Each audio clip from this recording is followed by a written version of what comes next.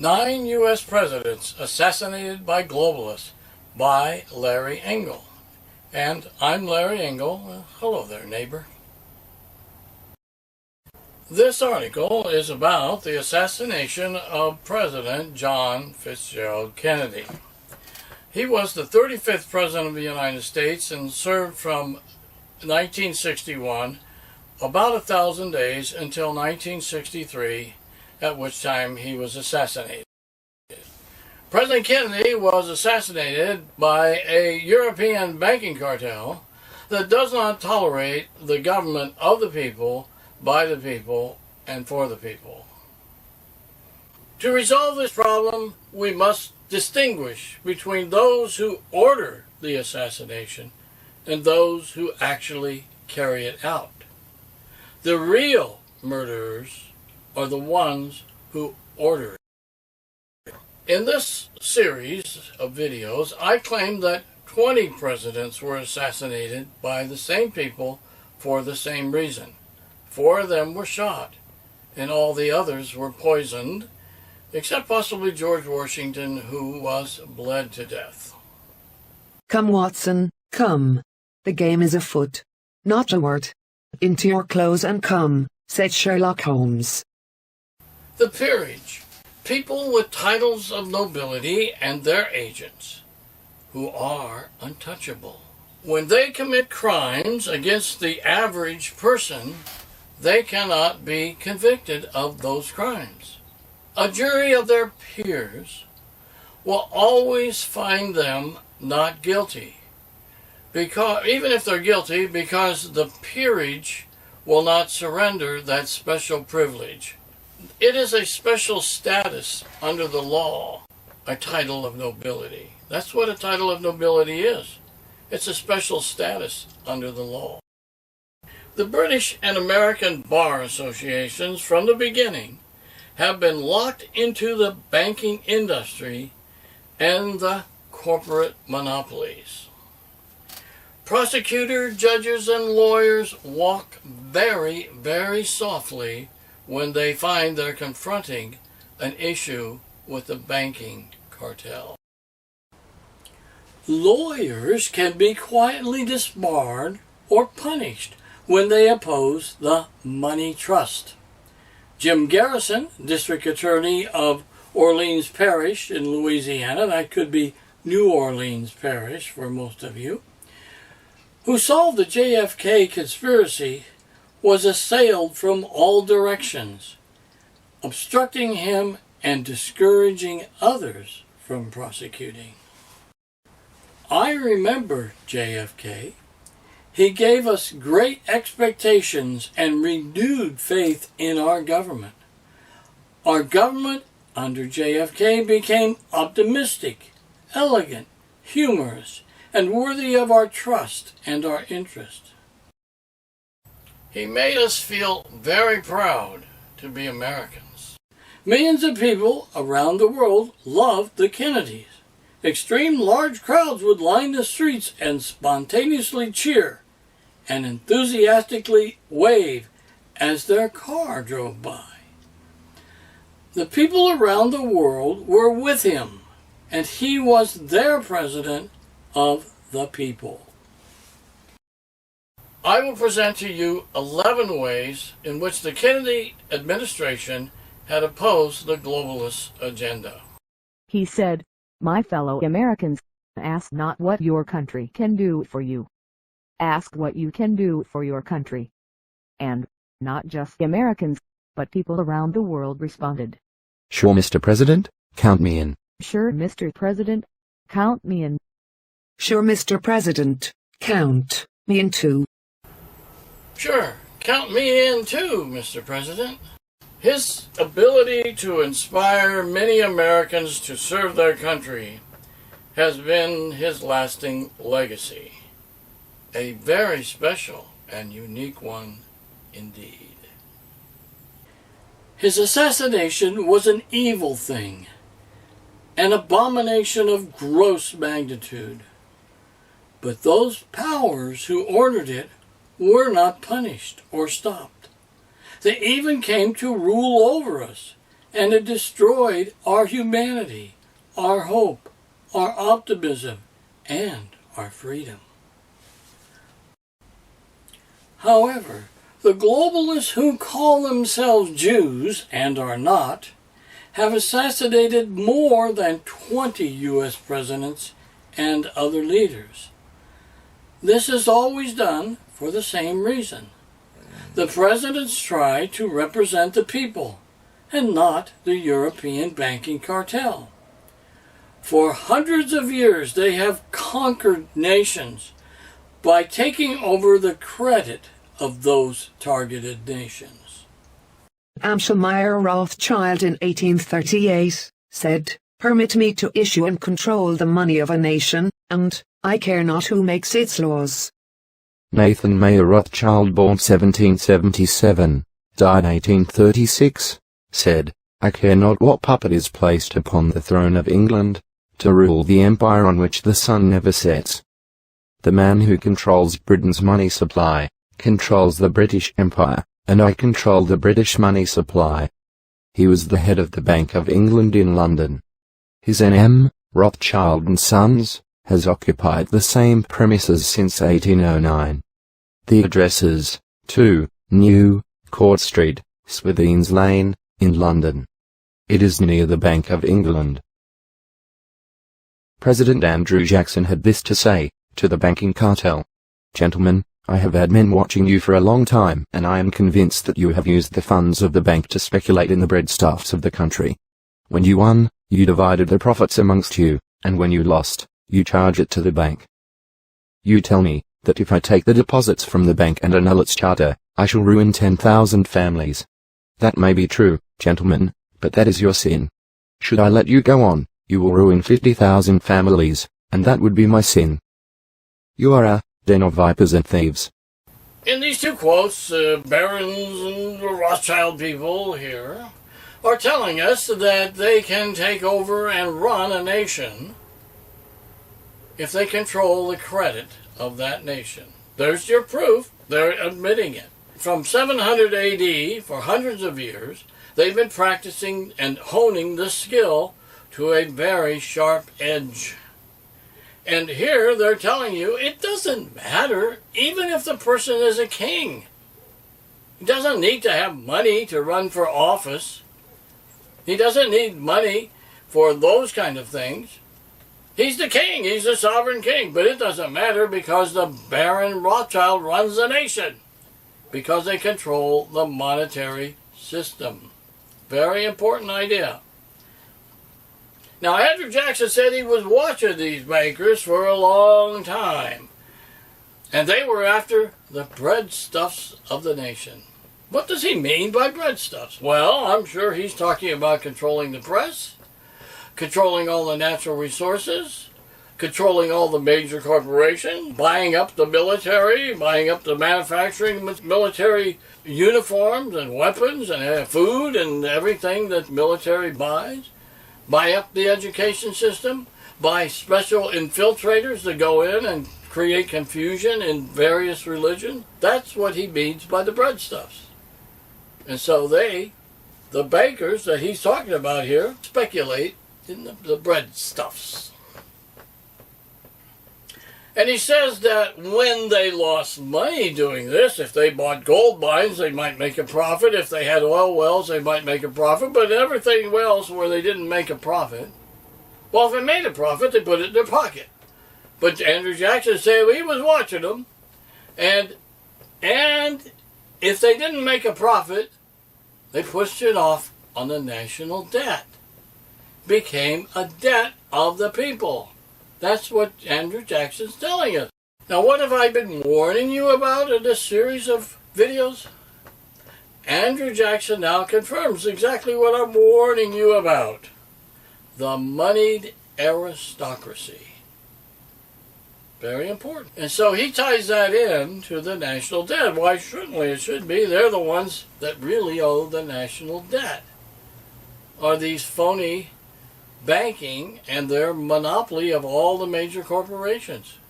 What we do is we take back our assets. Those corporations belong to the people. So President Jackson's against the national debt.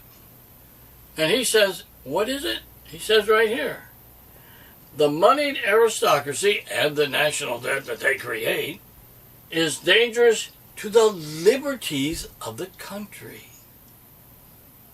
Got it?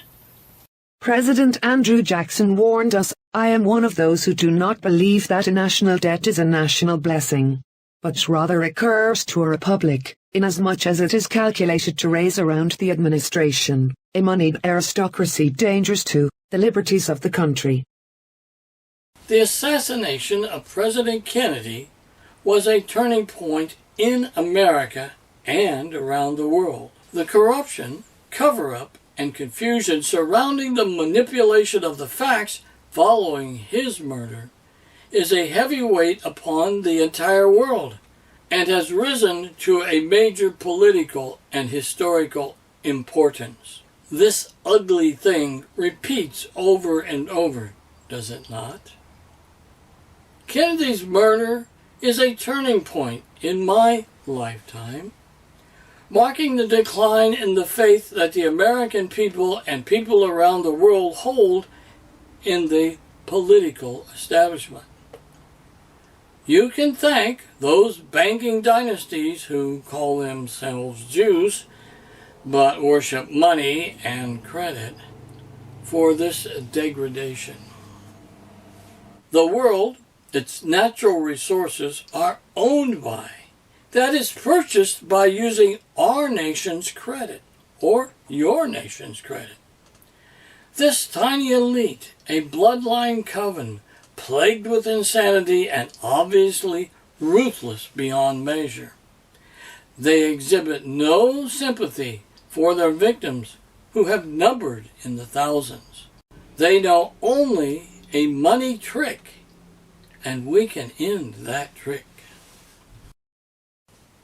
President George Herbert Walker Bush, who was knighted by the Queen of England while he was a sitting president, that is unconstitutional, said in a speech before the nation, "Out of these troubled times, our fifth objective, a new world order, can emerge."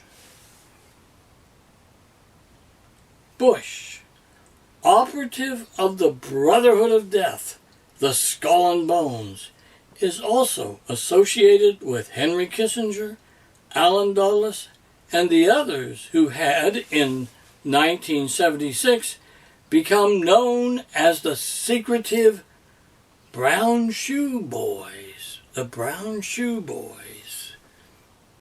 This Bush was appointed Director of Central Intelligence.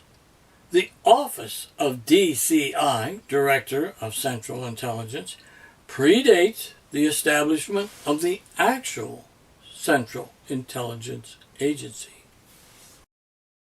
Although he does not recall when asked, George H.W. Bush was in Dallas the day JFK was assassinated. Bush lies about the fact that he was a high-ranking CIA-type official at the time of JFK's death. Despite his protestations to the contrary, then only 39 years of age, future President Bush was a recipient of a full briefing on the day after the assassination of President John Fitzgerald Kennedy, in other words, on November 23rd. Kennedy's assassinated on the 22nd. The briefing is on the 23rd. There is a photograph of him at the scene, even standing near the building where Fall Guy Oswald worked, Bush with his hand in his pocket. J. Edgar Hoover's FBI memo said, quote, "The substance of the foregoing information was orally furnished to Mr. George Bush of the Central Intelligence Agency on November the 23rd, 1963 by Mr. W. T. Forsyth of this Bureau." End quote. This quote by J. Edgar Hoover, who was the head of the FBI, points out that our future president, George Herbert Walker Bush, was secretly a key government player surrounding the events of the assassination of John Fitzgerald Kennedy. Despite his repeated denials of any association with the CIA. So listen to what Hoover says. It's a direct quote. Prescott Bush, the father of George, grandfather of W. and Jeb, made his fortune by financing the war effort of Adolf Hitler, together with his banking partners and fellow bonesmen Averill and Roland Harriman. Prescott Bush was stripped of his holdings in the Union Bank Corporation in 1942 under the Trading with the Enemies Act. That's the Trading with the Enemies Act. So the Bush family is a family that does what? It trades with the enemy. So we had Herbert Walker Bush, we had W. Bush, and now they're trying to stick in Jeb Bush, and he'll probably kill everybody, gets in his way, so he'll be president. But they don't represent the people. They trade with the enemy. They were convicted of it.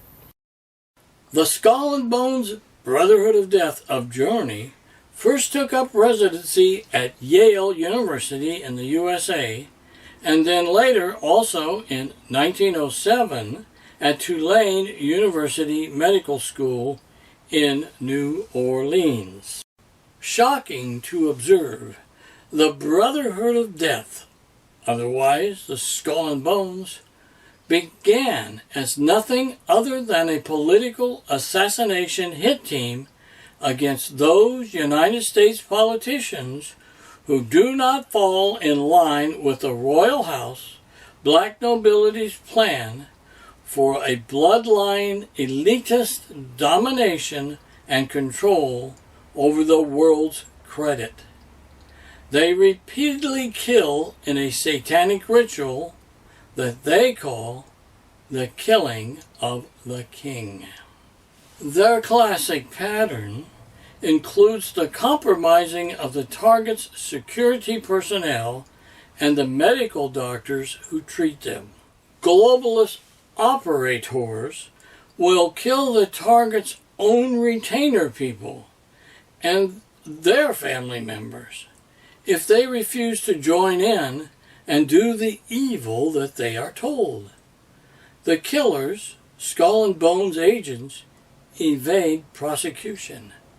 They are untouchables. The secret New Orleans Mardi Gras Society, called the Mystic Crew of Columbus, reorganized the Mardi Gras festivities in 1857. It was secretly a chapter of the Skull and Bones. It began as a front for the activities of ruthless Luciferan Masons. Confederate General Albert Pike, founder of the KKK, Judah Benjamin, Supreme Dictator of the Confederate States, and Senator John Slidell, the globalist spy and infiltrator. There is a deathbed confession that states that this group murdered with poison Presidents William Henry Harrison and Zachary Taylor, conspired to kill President Lincoln, and poisoned President James Buchanan. The deathbed confession further states Skull and Bones assassinated Abraham Lincoln because he had taken action that the House of Rothschilds recognized would break their power. The sovereign government of the USA under Lincoln began printing interest-free and debt-free paper money, a lesson we should learn. In a separate action, not part of the deathbed confession, they commenced the slow poisoning assassination of young President James Polk during his visit to New Orleans. He also died, a very young man, shortly after leaving office. Well, now President James Polk was one of the greatest presidents of the United States. He added so many states to our territory. Just state after state he added. It was he who set up the Jackson, Polk, Lincoln system that was our monetary system in which the American people kept their own credit from 1848 until 1913. President Polk was a great president.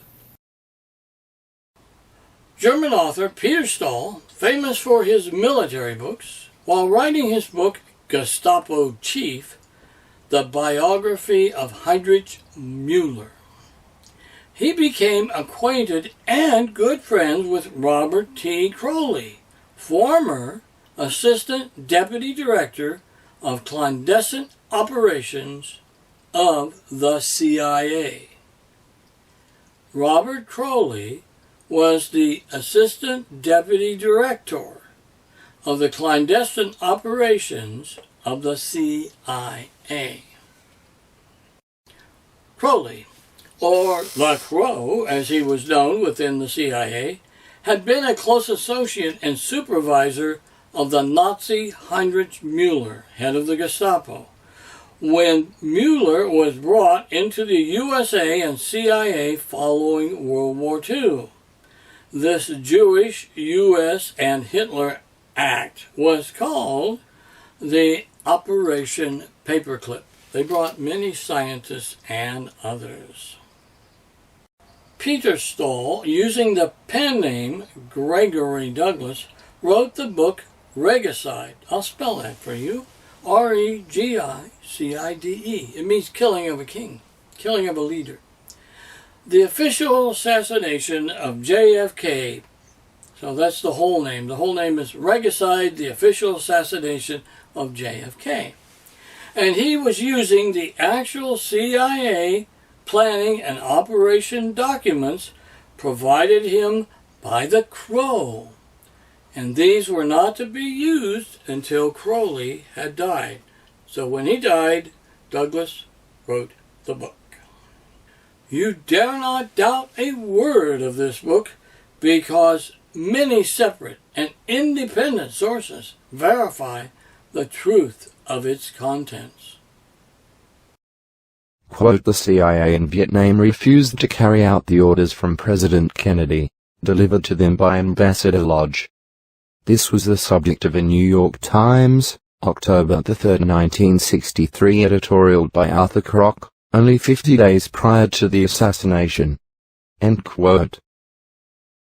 Further, Colonel L. Fletcher Prouty, the liaison officer of the Pentagon with the CIA, who was identified in the movie JFK as a high-level information source, later wrote a book. The book was called The Secret Team, the CIA and its allies in control of the United States and the world. In his book, Fletcher Prouty identifies the globalist cartel. The European globalists' ordered plot to kill the President of the United States is called Operation Zipper. We can read for ourselves the day-by-day report as CIA officers James Jesus Angleton and Robert T. Crowley, the Crow, planned the assassination of the President beginning in early March of 1963. So here it is in black and white. Before the end of March. So who is it that joined the conspiracy to assassinate the President of the United States? J. Edgar Hoover of the FBI, who was known to hate the Kennedys. Vice President Lyndon Johnson of the National Reconnaissance Office, and the general who was in charge of the Joint Chiefs of Staff. His name was General Lyman Lemnitzer. They also brought into the plan the Corsica Mafia, the Chicago Mafia, and the Mossad. However, CIA officer George Herbert Walker Bush doesn't remember where he was that day. The National Reconnaissance Office, NRO, located in Chantilly, Virginia, is one of the 16 U.S. intelligence agencies and considered, along with the CIA, NSA, DIA and NGA, to be one of the Big Five U.S. intelligence agencies. It designs, builds, and operates the spy satellites of the United States government, and coordinates the analysis of aerial surveillance and satellite imagery from several intelligence and military agencies.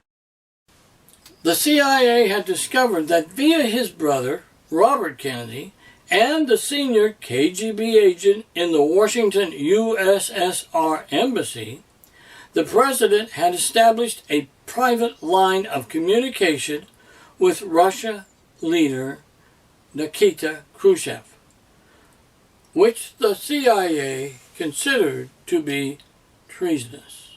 So this is an interesting concept. President Kennedy, elected by the people, very popular, large crowds coming out to see him all over the world. He committed treason against the who? Who did he commit treason against? Who did he do that? The CIA. Oh dear. Do you believe that? My goodness. Now the same thing is said about Abraham Lincoln. When Lincoln tried to bring the South, the southern states, back into the Union without punishing them, making it easy for them to come back in.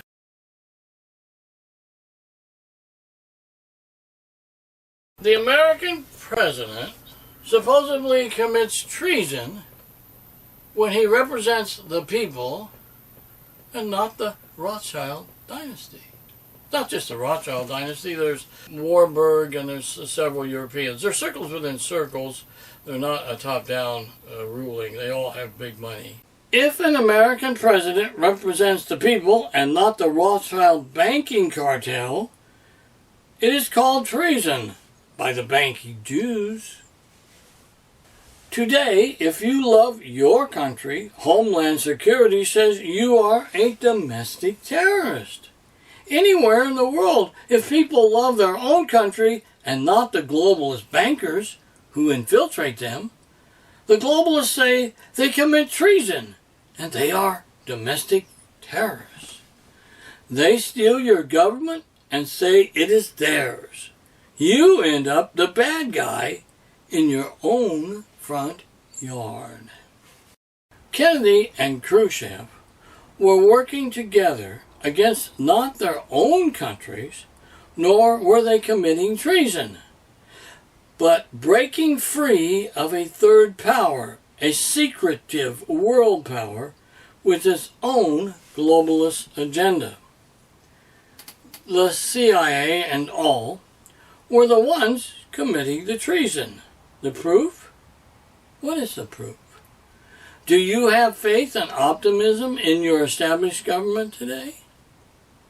Many of us did when JFK was president, and his action avoided nuclear war over missiles in Cuba. So this is number one of our 11 causes. Even though there may be a constitutional question, the Kennedy administration suspended the government sale of silver and began stockpiling silver for the backing of silver certificates. These certificates would be used by the United States government and not by the Federal Reserve Bank. On June 14th, 1963, a little-known attempt was made to strip the Federal Reserve Bank of its power to loan money to the government at interest. On that day, President John F. Kennedy signed Executive Order number 11110 that returned to the U.S. government the power to issue its own currency without going through the Federal Reserve. Mr. Kennedy's order gave the Treasury the power to issue silver certificates against the reserve silver bullion. He was assassinated 5 months later. He was going to return the government to its former self, to the monetary system that existed between 1848 and 1913. He was going to stop it from being manipulated by the bankers, the bailout bankers. They were no longer going to be able to manipulate the country because of Kennedy's plan. And President Jackson also warned us of this. In all, President Kennedy brought $4.3 billion in U.S. notes into circulation. The ramifications of this action are enormous. With the stroke of a pen, President Kennedy was on his way to putting the Federal Reserve out of business and restoring the nation's credit to its people. President Kennedy stated, quote, "In 1961, at my direction, sales of silver were suspended by the Secretary of the Treasury.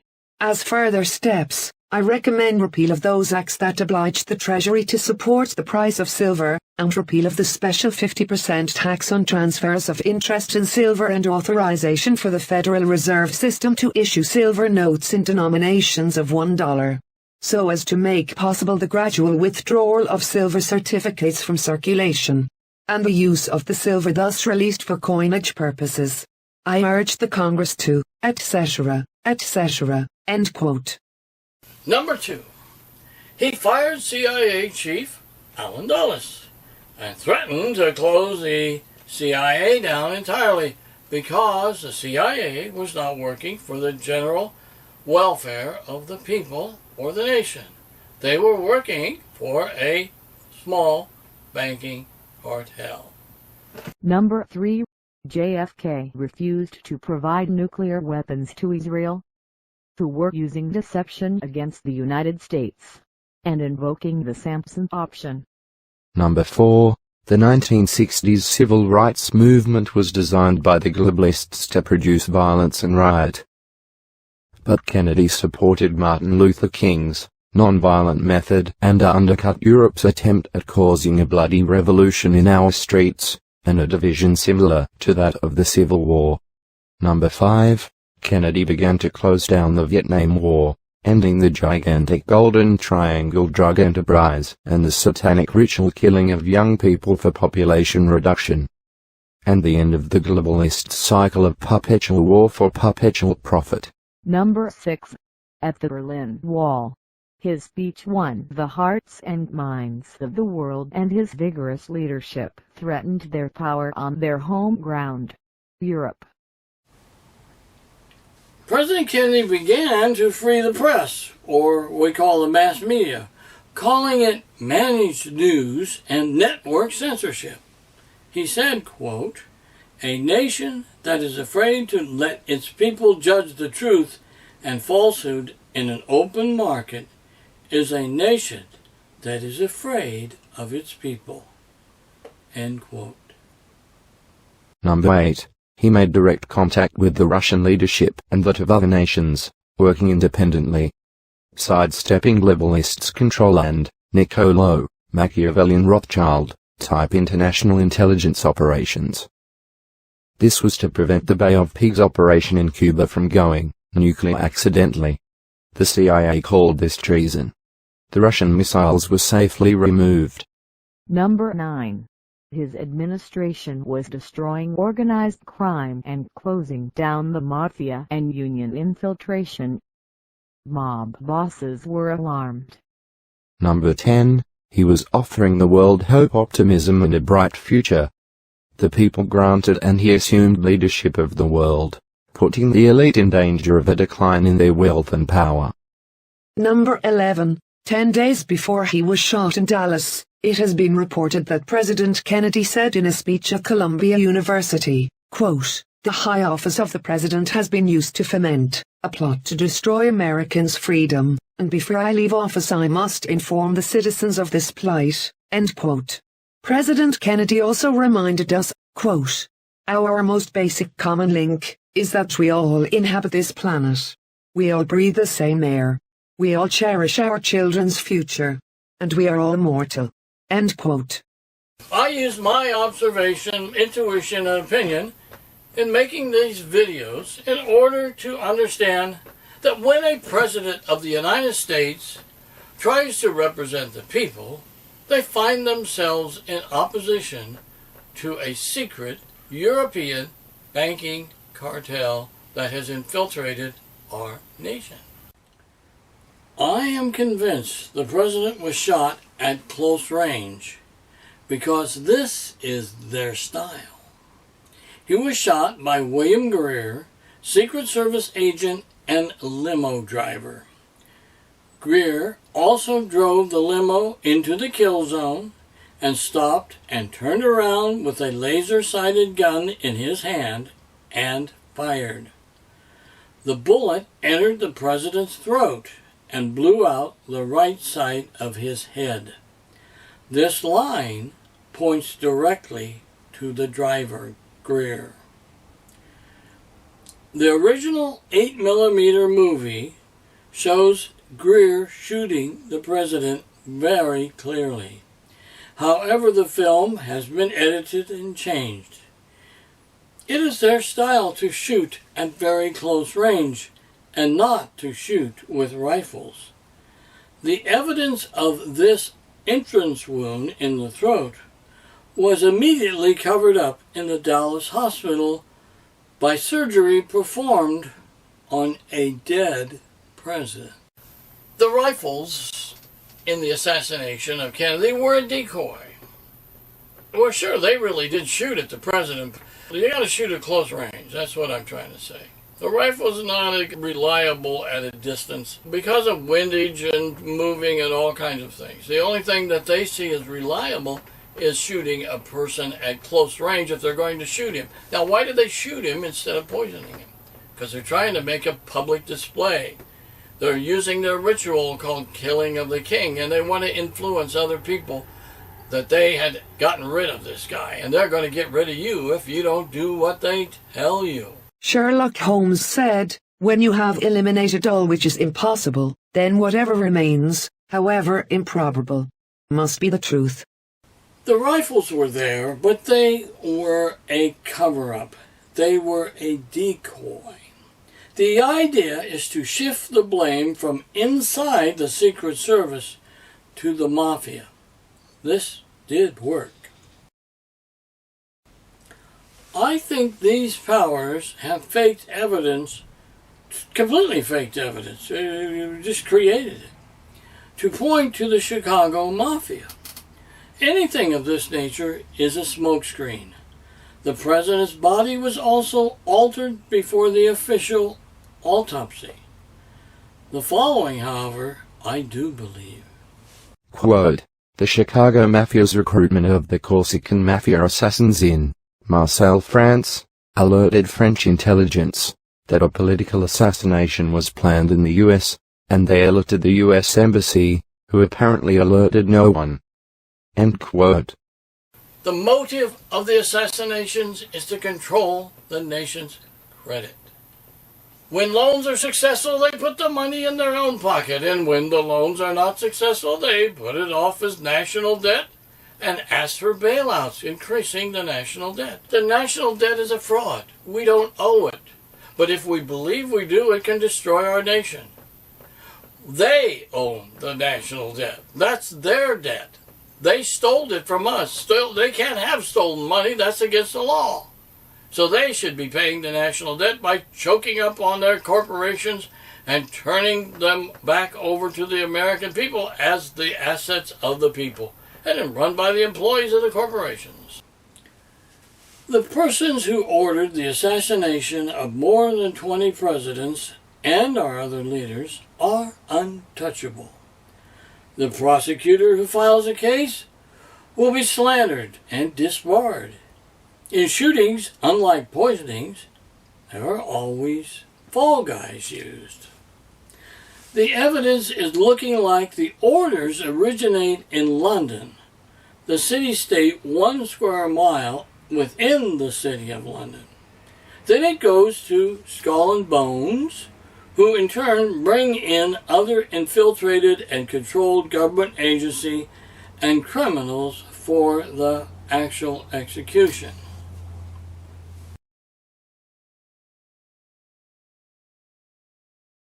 Is there any point to which you would wish to draw my attention? Asked Police Inspector Gregory. to the curious incident of the dog in the night time," replied Sherlock Holmes. "The dog did nothing in the night time," observed the police inspector inquisitively. "That was the curious incident," remarked Sherlock Holmes. "The dog did not bark, nor the prosecutors, who did nothing with the conspiracy to assassinate President Kennedy, nor in the 9/11 event. The prosecutors were silent. They did not bark." So why didn't the dog bark? Why didn't the prosecutor step forward and bring a conviction in the Kennedy assassination conspiracy? Garrison tried. Why didn't they bring people to trial in the 9/11? Oh, this is so characteristic of so many of my videos, of all where I claim that 20 presidents were assassinated, because the dog doesn't bark. The prosecutors don't take the proper action. The justice system is compromised by the money of the banking cartel. They've been tied into the Bar Association from the beginning. Any prosecutor who takes on the money trust will be disbarred or slandered or ruined in some way or another, very quietly and very secretly. It is my opinion that the same people who ordered the murder of JFK also ordered the murder of Robert Kennedy and John, in other words JFK Jr., and also Jacqueline Kennedy, and they compromised Senator Ted Kennedy. Am I a nut? Am I a nutcase? Maybe I am a nutcase. Because, well, you could say, we don't have convictions, we don't have trials of these people I claim that assassinated the presidents. And that's a very reasonable thing to say. You need a conviction to say that somebody murdered somebody. That's a very reasonable argument. However, when you view a number of these videos, even maybe all of them, something emerges. The use of raw political power is exposed. And there's a common thread running through all the videos, that you find that presidents who try to represent the people and our way of life become opposition to something that's very hideous and very ugly and an abomination to the human race that's hiding out there secretly, invisible. And they murder our presidents. But you have to look at several of the videos, looking at one video and saying, well, we have no evidence that president was assassinated. That doesn't really work. You have to look at all of them, and then you begin to get the trend that's running. President Jackson said, "Every man is equally entitled to the protection of the law, but when the laws undertake to add artificial distinctions, to grant titles, gratuities, and exclusive privileges, to make the rich richer and the potent more powerful, the humble members of society, the farmers, mechanics, and laborers, who have neither the time nor the means of securing like favors to themselves, have a right to complain of the injustice of their government." End quote. So in this quote, President Jackson uses the term equality. You want to talk about freedom, that's the thing you got to really understand, is equality. Equal protection under the law is what President Jackson said. Now, what does he say are the bad things that can happen to that? Here's what he says. He says artificial distinctions. He says to grant titles of nobility, to provide gratuities, and exclusive privileges. These take away people's equality. We in America may not have equality if our government does this. And what does it do?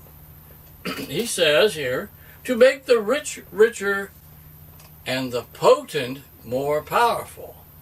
And he says, guys like you and me, neighbor, we don't have the time, because we out there shoveling that shovel, pushing that shovel and working hard to make our daily bread.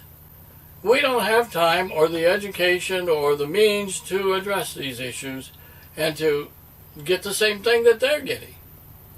So that's what President Jackson's warning is about. We need to keep our eye on equality. Sherlock Holmes said, quote, "There is nothing new under the sun.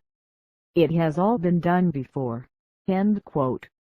But maybe each one of us should listen to President Kennedy, who said, "Forgive your enemies, but never forget their names."